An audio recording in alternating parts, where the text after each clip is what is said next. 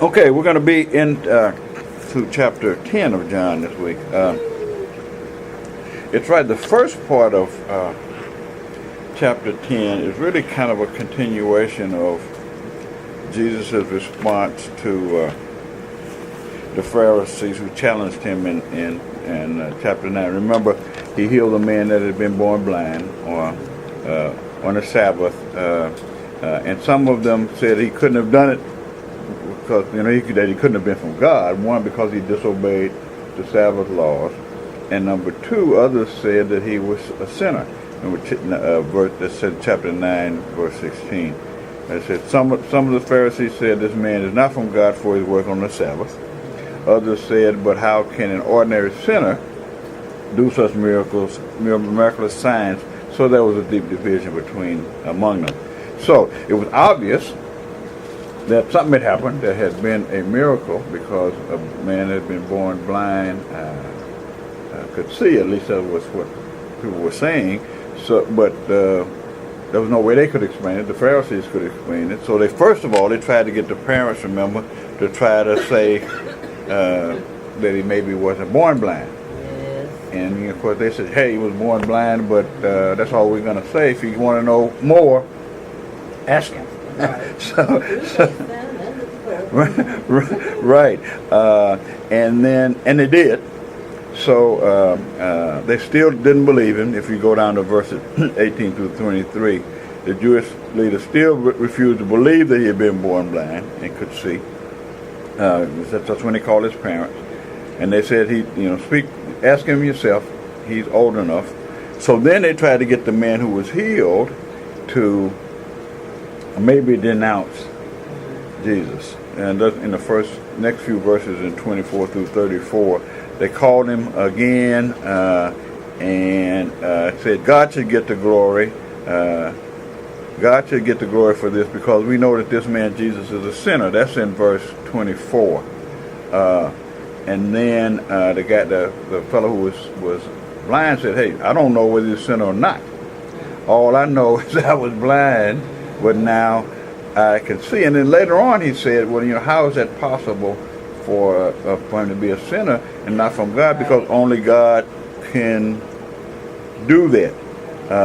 And since they couldn't get him to denounce Jesus, they then got angry with him. So they had, they were having some back and forth, the guy and the Pharisees. And to the funny part where he asked the Pharisees, did they want to follow Jesus too? Right. You keep asking me. Yeah.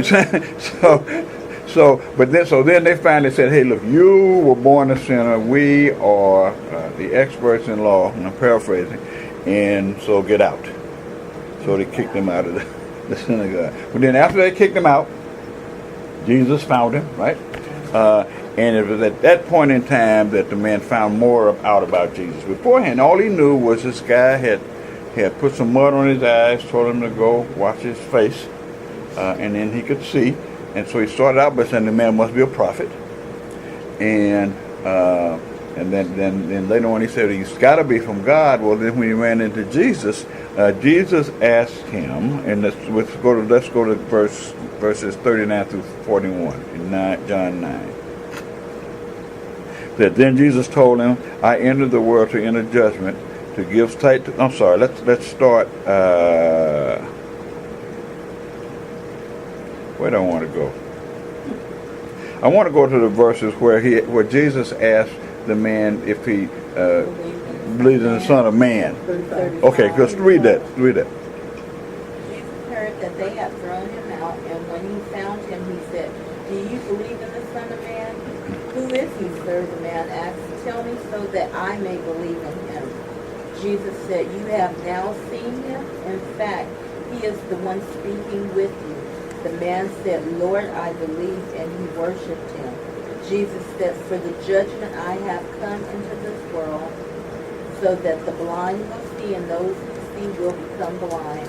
Some Pharisees who were with him heard him say this and asked, What? Are we blind too? Jesus said, if you were blind, you would not be guilty of sin. But now that you claim you can see, your guilt remains. Okay, so now he knows that Jesus is the Son of Man. After Jesus has found him, he's now realized that he's the Son of Man. Now, apparently, there were some Pharisees around when he said this, because he went on to say that the Pharisees, he went on to say, I entered the world to render judgment, to give sight to the blind. So now he's talking about not only physical sight, but spiritual sight. And to show those who think they see that they are blind. And now then the Pharisees figure out, okay, he's talking about us now. So they ask him, and he said, essentially, that you claim you can see, and you're guilty because you claim you can see, and yet you're blind. So that's where we ended last week in chapter 9. So in I put in my notes that because of that blind man's faith was increased, and not only was his faith increased, but he received spiritual sight that enabled him to walk in the light now. Right, that's true. Right, correct. Now, so in chapter 10 now, Jesus again uses an illustration, kind of like he had done in the past. He often used everyday objects and things to explain spiritual truths. You remember, he's, for example, he used in his ministry, he used the farmer scattering seed. If you remember the parable in Matthew chapter 13, it's also in Luke, about seed being scattered in different places, some on the wayside, some on stony ground, some among the thorns, and some on good ground. You know, pastor uses that a lot. So Jesus used that as a form of sowing seed, scattering seed. He used an example in John. We'll get to it later on. He used another example in John of a vine providing nourishment or sustaining the branches. Let's go quickly there. Go to 15, verses 1 through 5. John 15, verses 1 through 5. There's another example of Jesus using ordinary things to explain some spiritual truths. So whoever's got it, 15, 1 through 5. Gil? I am the true vine, and my Father is the vine dresser. Every branch in me that does not bear fruit, he takes away. And every branch that bears fruit, he prunes, that it may bear more fruit. You are already clean because of the word which I have spoken to you. Abide in me, and I in you. For the branch cannot bear fruit on itself, unless it abides in the vine. Neither can you, unless you abide in me. I am the vine, ye are the branches. He who abides in me, and I in him, bears much fruit, for without me you do nothing. Okay, now here's talk. Well, yes. Bringing forth much fruit. Pastor have said in the past, hundredfold like that, fruit of the Spirit, love. In this case, bringing forth much fruit, is it love or is it the lost? In this instance, when Jesus is talking, the kind of fruit that Jesus is talking about would be spiritual fruit, which would be the fruit of the Spirit. Primarily love. That's what love. All the fruit of the Spirit that you find in Galatians. If you read all of them, what they are really all love, attributes of love. So that's really what the fruit he's talking about. Producing the much fruit. He's talking about a spiritual fruit, which would then result in souls. But he's not talking about souls here. He's talking about spiritual fruit. And what confused me before was it does says in the Bible to bring forth fruit, which is the lost. So there are two. You're right. It depends on the context. Yeah, that's all. Yeah, depends on the context that he's talking about. Right. And here he's talking about talking about spiritual, both spiritual fruit and the lost. You could say he's also talking about the lost. Right. You could say that. But what he's saying, but the example he's using, the point I'm trying to make, he's using an example of an ordinary thing, a vine, right? Which and he is, and then the branches are us, the people. He said the attributes of love are in which? Fruit of the Spirit. Fruit of the Spirit in Galatians, I believe it's chapter 5.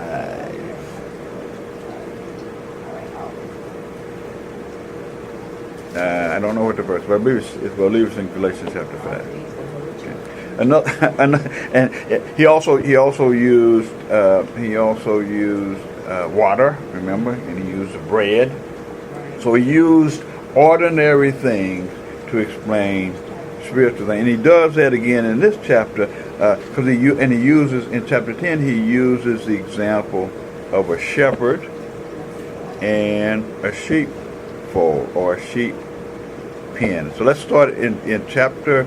And in this chapter, by the way, you'll find some really a good view of how of Jesus' love for us and how he cares for us. In this chapter, you find a good view of that and how that works. Let's start in chapter 10, verses 1 through 5. Jeanette, would you read that for us? John 10, 1 through 5.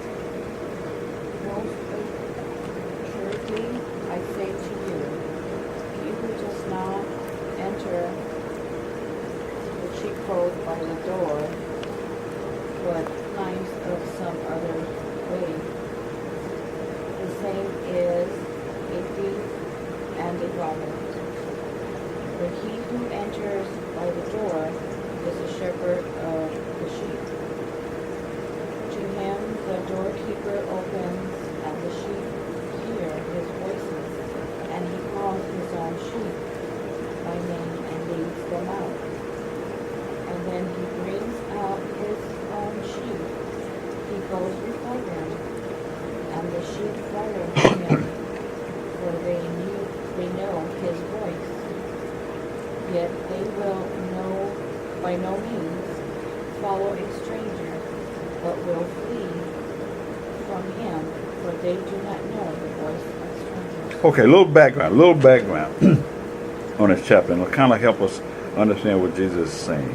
In that time, a shepherd raised sheep primarily for their wool, right? A shepherd, the person who owned the sheep, would usually live with the sheep. He knew his sheep. He named his sheep. Every village of any size had a kind of a communal, this is what he's talking about, the shepherd goes in and calls the sheep, kind of a communal sheepfold. So all of the sheep in this community were kept in the sheepfold for protection, right?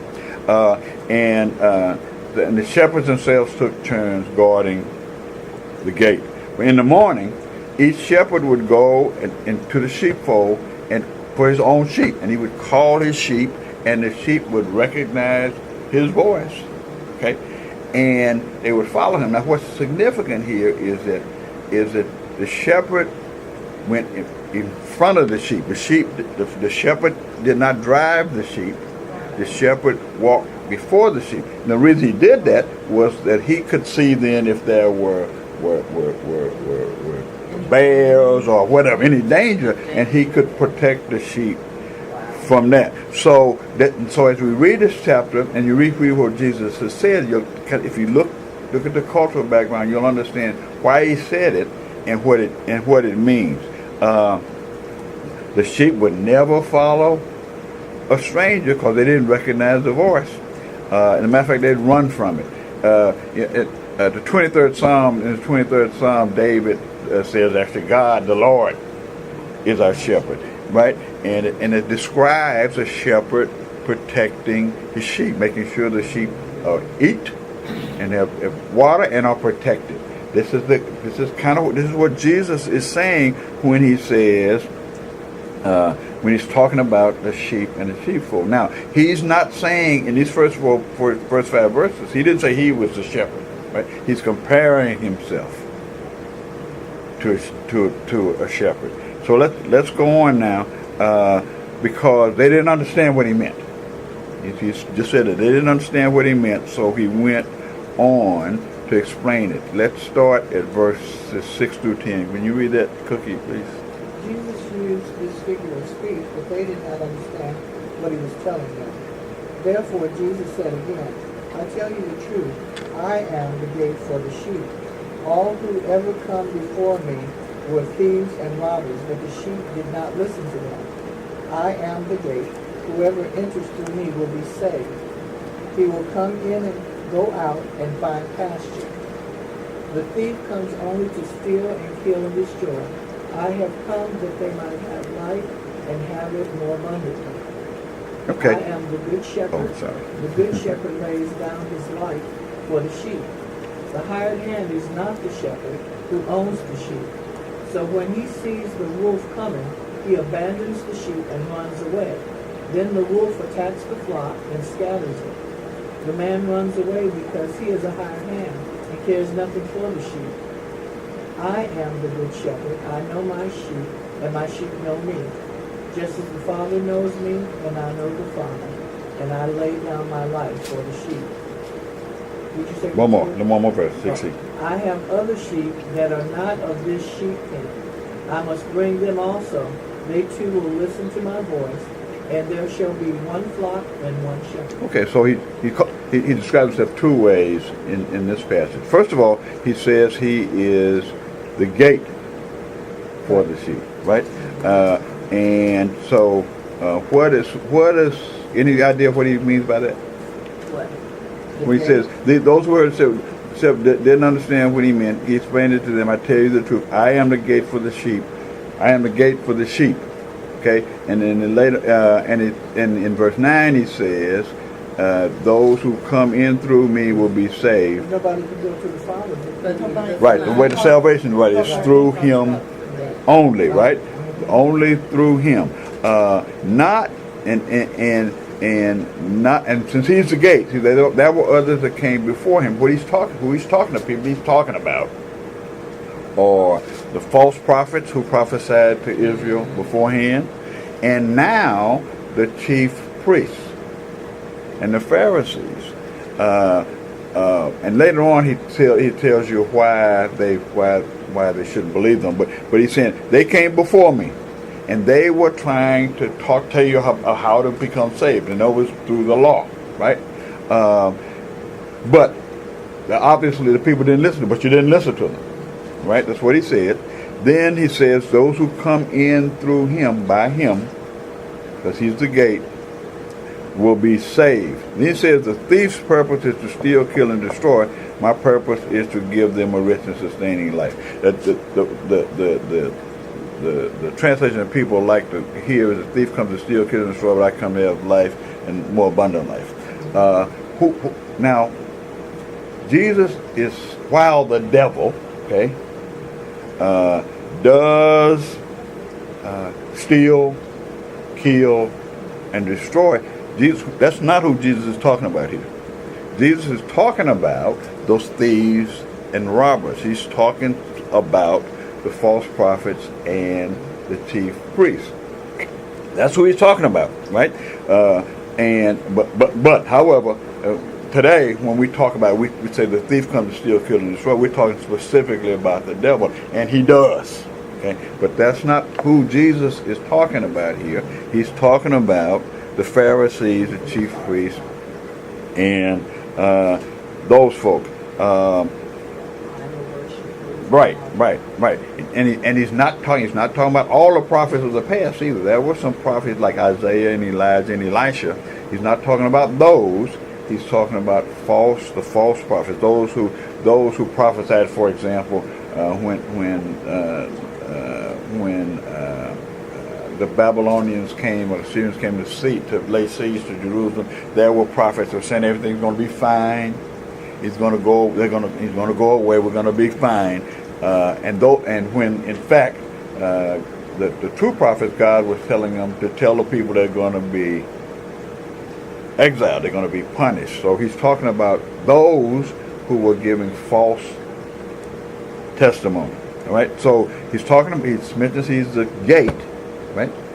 And then later on, starting at verse 11, he said, not only is he the gate, he is also the shepherd. And remember what we said before about the shepherd going in front of the sheep to protect them from danger. In verse 11, he says, the good shepherd, and he's calling himself now the good shepherd. The good shepherd sacrifices his life for the sheep. Now, in some instances, shepherds trying to protect their sheep would be mauled by predators and killed. But okay, and that's the good shepherd, the one who owned and loved the sheep. However, if you were just a hired hand, when danger came, what you would take off and abandon the sheep. All right, he would leave them because they don't belong to him. He's not their shepherd. So remember what I said: the shepherds own their own sheep. Okay, and they want to protect. If you just hired somebody, you don't own the sheep; they're not yours, right? So they take off and run because you're only working for money. That's like when you work in the bank. When they tell you if somebody comes in and wants to rob the bank, it's not your money. Give it to them.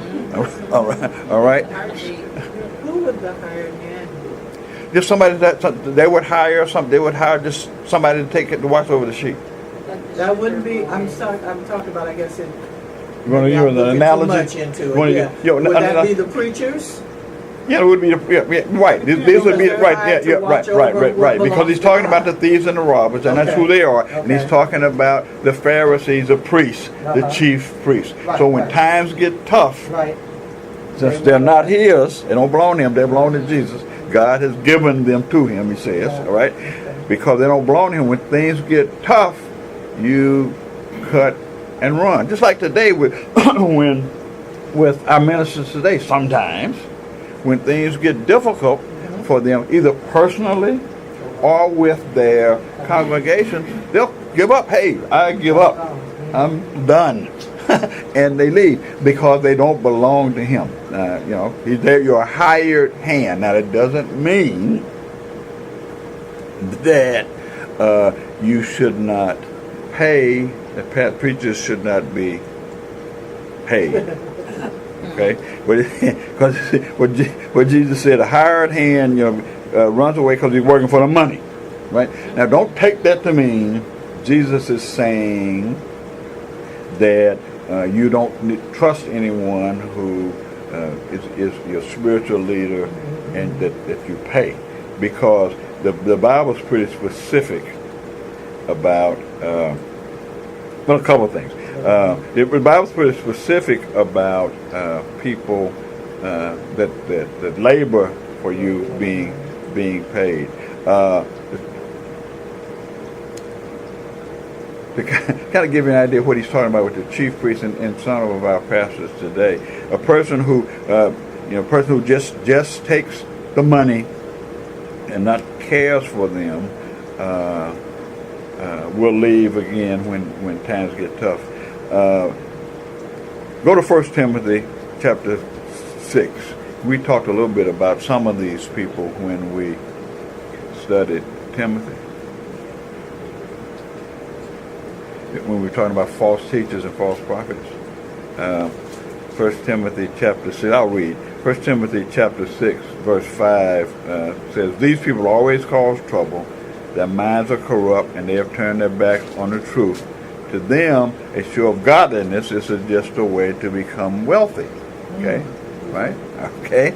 And verse 9 of that same chapter says, "But people who long to be rich fall into temptation and are trapped by money,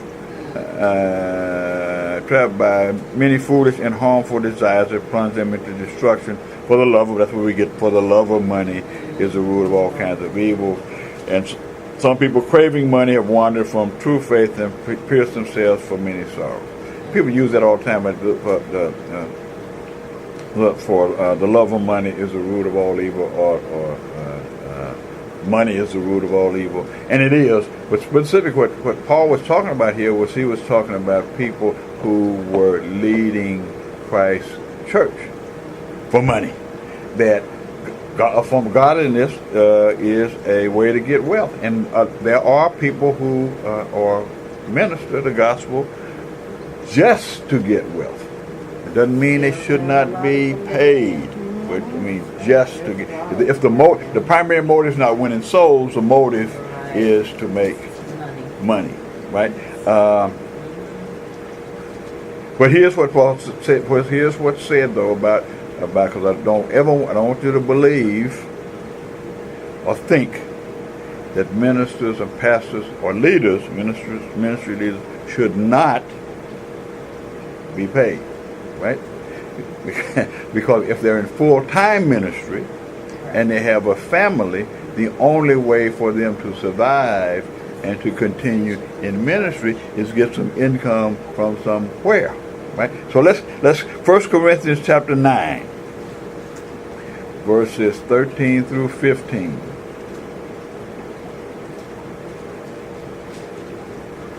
Or 13 through 14. Whoever has it, read that.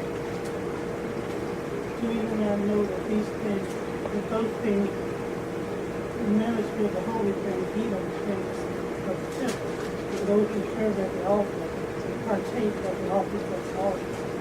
Even so, the Lord has commanded that those who preach the gospel should live for the gospel. Okay, or be supported by those who benefit from the gospel, just like the priests. Okay, when the people brought their sacrifices to the temple for the altar, they didn't sacrifice, just in a couple of instances, they didn't sacrifice the entire animal. They sacrificed portions of the animal, and the other portions of the animal, and it tells you back in the Old Testament which pieces are. Portions of it belong to the priests, okay, so that they can feed themselves and their families. The temple tax was to take care of the temple, but to also provide for the priests. So in the same way, the Lord. There was a law then. The Lord ordered those who preach the good news should be supported by the benefit from it. In 1 Timothy, again, when we were talking about the doctrine of the church in Ephesus, 1 Timothy chapter 5, verses 17 through 18, it says, and I'm reading from the New Living Translation, it says, elders, which is and elders it meant leaders, okay? Elders who do their work well should be respected and paid well, especially those who work hard at both preaching and teaching. For the scripture says, you must not muzzle an ox to keep it from eating as it treads out the grain. So as you don't stop the ox from eating when he's working, right? Okay, all right. And in another place, it says, those who work deserve their pay. Okay? We pay people who prepare our physical food. We should also be willing to pay those who serve our spiritual food. Okay? Anyway, but Jesus was talking about here the people who are doing their job just for the money. He was talking about, for example, remember when he kicked the people out of the temple, right? He kicked them out for profiting on selling the animals for sacrifice and misusing the temple tax, but they were in it for the money. Okay.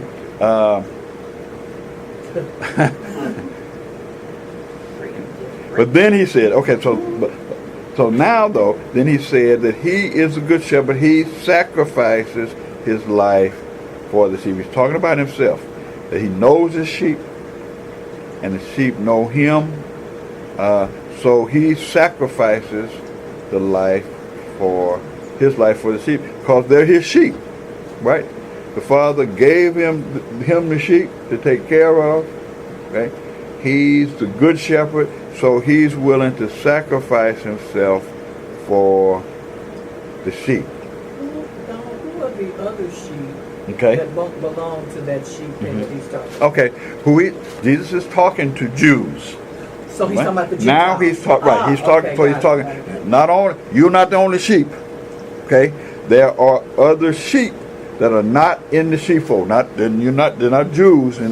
But I gotta get them. I gotta bring them in also, and they will know him too. It said they will listen to my voice, and there will be one flock with one shepherd. It won't be just Jews and Gentiles. There'll be one flock with one shepherd, and he is the shepherd.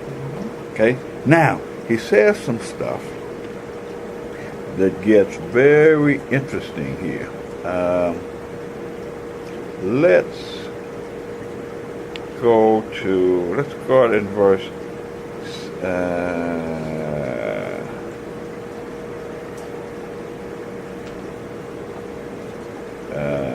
let's go to verse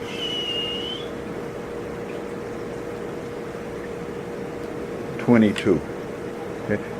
But the verses we didn't read, he's still talking about, being sheep and the people then, because he said that well, let's read 17 and 18. He said, the Father loves me because I sacrificed my life. He said that he'd die for the sheep. Father loves me because I sacrificed my life so I can take it back again. No one can take my life from me. I sacrifice it voluntarily, for I have the authority to lay it down when I want to and take it up when I want to. Well, this is what the Father has commanded. Okay, well, they don't understand that. They don't understand what that means, right? Right? And they want to kill him now. Remember, they want to kill him now because he knows they want to kill him. They want to kill him. We're going to talk about that later in the chapter. Because he's talking about sacrificing and dying, right? Because he knows what's going to happen. And we're going to find out later on in the chapter that actually the Jews are going to try to kill him then. Right? But in verses 19 to 21, they don't understand it. They're undivided. Again, after he said these things, after he said that I can take my life, that I can sacrifice my life, and then I can take it back. You can't take it from me. I give it voluntarily because I have the authority to both to lay it down and to take it up again. So the people are now trying to, again, are confused or not confused or arguing about it. Yeah, they're divided in their opinions. There's some are saying this guy is demon possessed. He's nuts, right? And so why even listen to him? Others said he doesn't sound like he's possessed by a demon. And their reason for saying that is that, look, we just saw this miracle, right? So their opinions are divided. So they got to make a decision. Just like we have to make a decision about Jesus, they have to make a decision. So now, start at verse 22. Houston, start at verse 22. 22. Yeah. And it was at Jerusalem the feast of the dedication, and it was winter. And Jesus walked in the temple in Solomon's porch. Then came the Jews round about him, and said unto him, How long dost thou make us to doubt? If thou be the Christ, tell us plainly. Jesus answered them, I told you, and you believe not. The works that I do in my Father's name, they bear witness of me. But you believers not, but you believe not, because you are not of my sheep, as I said unto you. My sheep hear my voice, I know them, and they follow me. I give unto them eternal life, and they shall never perish. Never shall any man pluck them out of my hand. My Father, which gave them to me, is greater than them all, and no man is able to pluck them out of my Father's hand. I and my Father are one. Okay, so stop. Okay, so now between John 20, between the 21st verse and the 22nd verse, there's a scene shift. Okay, what we read from chapter 7 all the way to chapter 10, verse 21, happened during and after the Feast of Tabernacles. Remember we read that later on, that Jesus going back to the Feast of Tabernacles. Now that feast was in mid-October, okay, by our calendar. In John 22, the scene shifts to the Feast of Dedication. The Feast of Dedication is Hanukkah. Okay, right. Now Hanukkah wasn't one of the feasts that God had ordered them to keep when they were in the wilderness. Hanukkah was a celebration of the rededication of the temple that was rebuilt after. If you remember in our study of Daniel, that there was a prophecy that there would be the king of the north, the king of the south would travel back and forth through. There was war between them. They traveled back and forth through the promised land, and one of the guys called Antipas Epiphanes, okay, was going to desecrate the temple. Right? Remember that? Remember talking about that a little bit? And the temple was destroyed. Well, then you've heard the name Judas Maccabees, right? You've heard about okay, all right. When they overthrew this Epiphanes guy, and they kicked him out of the temple, and they rededicated it. So that's what Hanukkah is. That's what. Always, because where I worked for a senior living, we had to do the Jewish everything, set it up, right. And as well as their celebration right. in Christmas. Right. And I've always well, that's what Hanukkah. wondered Yep. what Hanukkah That's what was, Hanukkah. Yep. And I have, which belonged to one of the Jewish men there, a little brown book about this thick, little bitty brown book that has all of the stuff. Mm-hmm. And I'm like, only if I understood what Yeah. he said. I was given it by his Right. family, Right.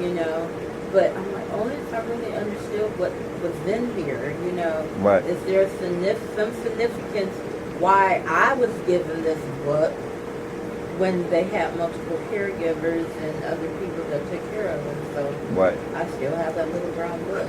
Right. So now it's December. So like about 10 weeks have passed. Okay.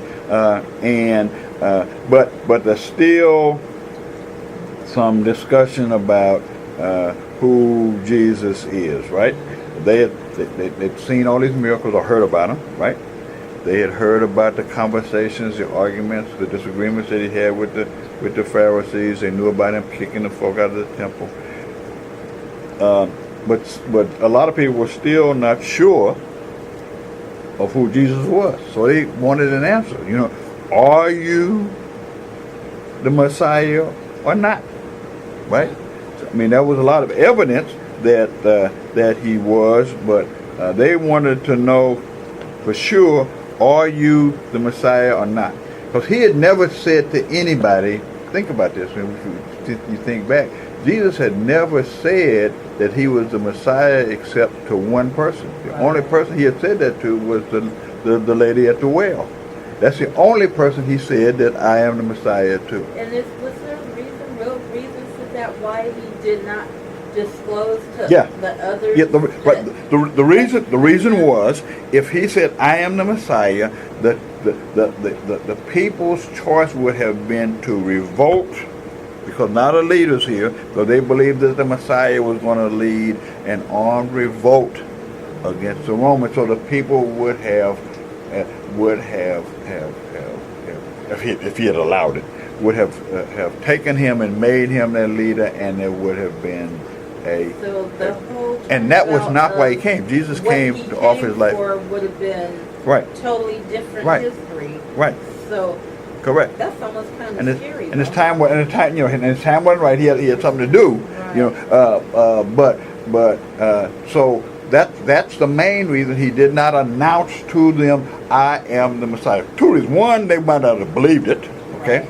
But then after seeing what he did, and they knew he was the Messiah, then the tendency would have been for the people that would have been an uprising, and that's not the way that God had designed for it to happen. There was some discussion, but like I said, the only person he had said he was the Messiah to was the woman at the well. There was a lot of evidence that he was.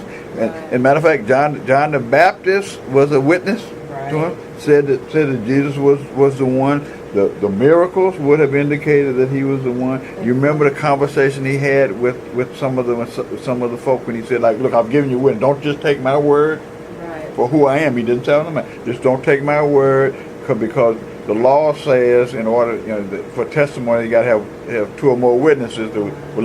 John the Baptist is a witness.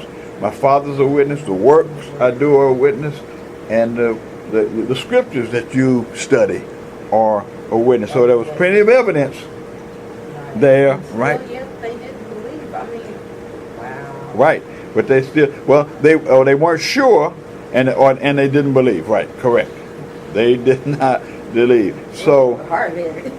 right, but then he said some stuff that really becomes something that would infuriate the Jews. He said that I and my Father are one. Right. Said that's something very amazing. He said in verse 30.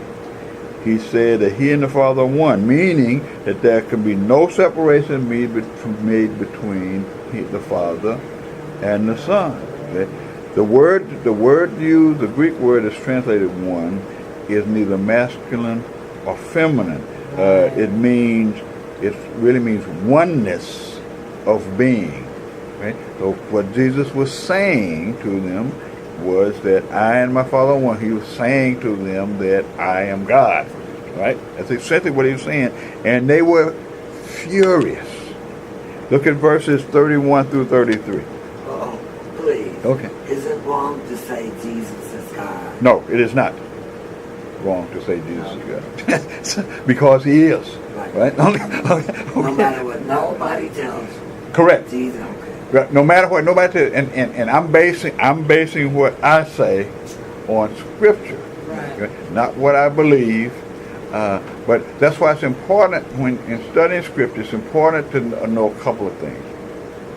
It's important to know, it's important to study to find out what the Bible, the Old Testament was written primarily in Hebrew, okay?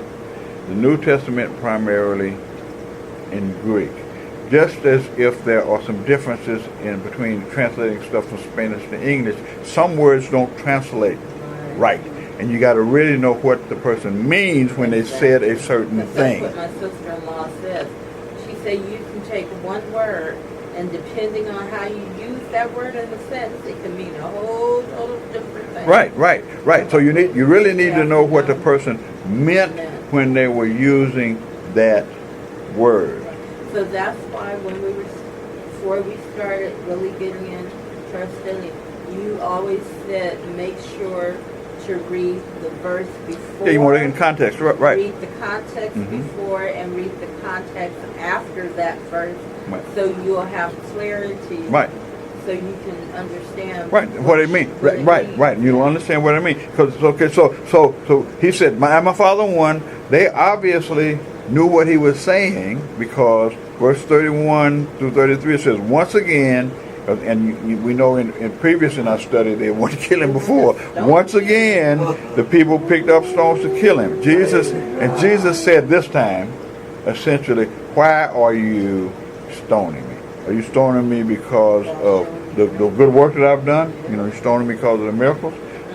And they said, no, we're not stoning you for that. See, this is another one. We're not stoning you for any good work, but for blasphemy. You, a mere man, claim to be God. So it's clear from what Jesus said that they believed he was saying he was God. Now, they didn't believe he was God, right?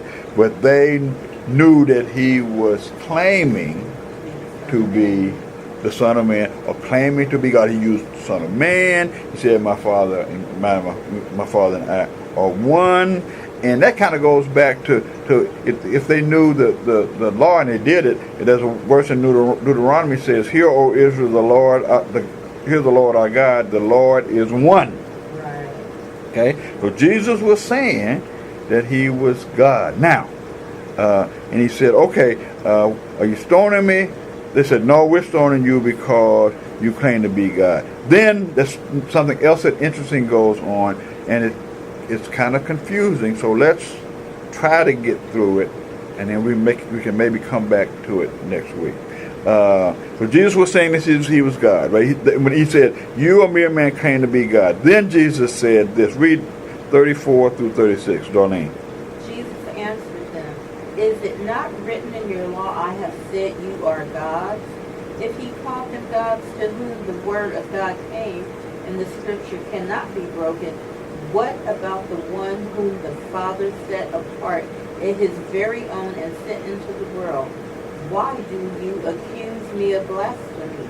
Because I said I am God's son? Do not believe me unless I do what my Father does.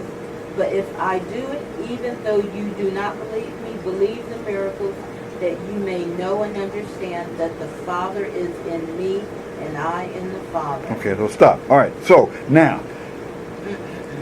these verses can be confusing.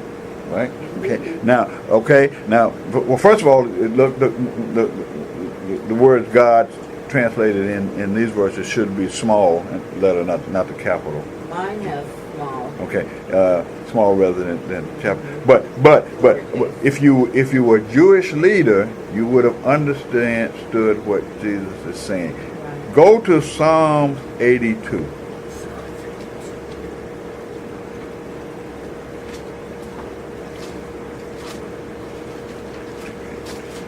Now, I'm going to read it real quick, and then we're going to have to finish up this part next week. But said, God presides, I'm reading from the New Living Translation. God provides over heaven's court. He pronounces judgment on the heavenly beings. How long will you hand down unjust decisions favoring the wicked? And he's talking now about the leaders, the Jewish leaders. Okay? Give justice to the poor and the orphan. Uphold the rights of the oppressed and the destitute. Rescue the poor and helpless, deliver them from the grasp of evil people. But those oppressors know nothing. They are so ignorant. They wander about in darkness while the whole world is shaken to the core. Verse 6. I say you are gods. You are all children of the Most High. But you will die like mere mortals and fall like any other ruler. Rise up, O God, judge the earth, for the nations belong to you. So he's talking about leaders or judges, okay? Those that God has appointed to judge others. So they are acting in God's behalf. So the Israel's rulers and judges are called, in that scripture, are called gods. So they would have understood when Jesus said it's written in the scriptures that God said to certain leaders of the people, I say you are God. So he's saying, if they were called... It was written in the law? No, this is in Psalms. This is not the law. Oh, okay. This is in Psalms. That's in Psalms. Right. This is in Psalms. The law describes how people should be judged. The law describes, God told Moses, here's the rules. You set people over certain things and they judge. They make decisions for the people, and in God's government, it's the religious leaders are the ones who decide the difference between who are the judges, right? And what they're appointed by God, so they were the priests, so they're appointed by God. They act on God's behalf, so they were called God. So what Jesus is saying, okay, if these leaders can be called gods, okay, then if these leaders can be called gods, then because they act for God, why do you call it blasphemy when I say I am the Son of God? After all, God set me apart. So if these leaders, you call these people gods, who are appointed by God, then God has set me apart. So what's the problem with me calling myself equal to God? So what he's saying essentially is he's saying it's not blasphemy on its face to say that he was the Son of God. It's because he said that's not blasphemy. Just to say I'm the Son of God, because you call your leaders gods. Just me saying it Right. is not necessarily blasphemy, right? So you Okay. can say it, you could be God's, but if I say it, you want to condemn me. Yeah. Right. Because I say, I say too, because still he was performing all these miracles. That double It's backs it something up. that they could not do right. without, I say, sorcery Yep. and Satan and all the devil stuff. But he was literally performing all these miracles. He had a backup. He had backup. Yeah, I mean, but they had nothing. yeah, if he wanted to avoid the charge of blasphemy, he could have just said, "No, I'm not God," right? He could have done that, but he didn't. He showed that the claim to be God was not in itself Right. blasphemous. Okay, it's not. The claim. Okay? Accept it as a point. It's not blasphemy to call someone God if they deserve the title. Okay? If they deserve the title, it's not blasphemous to call someone God. Even those judges, the little g, okay, if they deserve the title, it was not blasphemous to call themselves gods. Okay? If they deserve the title. But Jesus is saying, if I deserve the title, okay, and the works that I have done show that I deserve the title, then that's not blasphemous. Because that's when he said, the next verses he said, don't believe me, okay? Don't believe me unless I carry out my Father's work. But if I do his work, believe the evidence of the miraculous works I have done, even if you don't believe me. Then you will know and understand that the Father is in me and I am in the Father. Now, Jesus didn't expect his answer to convince him, right?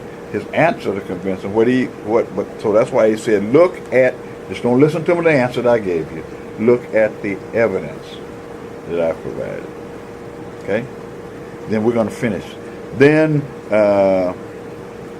they tried to arrest him again. Verse 10, 39 through 42. Once again, they tried to arrest him, but he got away and left them. This time he left, and he did leave. He went beyond the Jordan near the place where John was first baptizing and stayed there a while, and many followed him. John didn't perform miraculous signs, they remarked to one another. John didn't perform miraculous signs, they remarked to one another. But everything he said about this man has come true, and many who were there believed in Jesus. So he had to get away from Jerusalem, get away from the Jewish leaders, for more people to believe in him. And they believed in him by remembering what John had said about him, and then seeing the works. Tomorrow, next week, we're in 11. Let me ask one quick one. John spoke the word about Jesus, and this is even before other people saw of his works.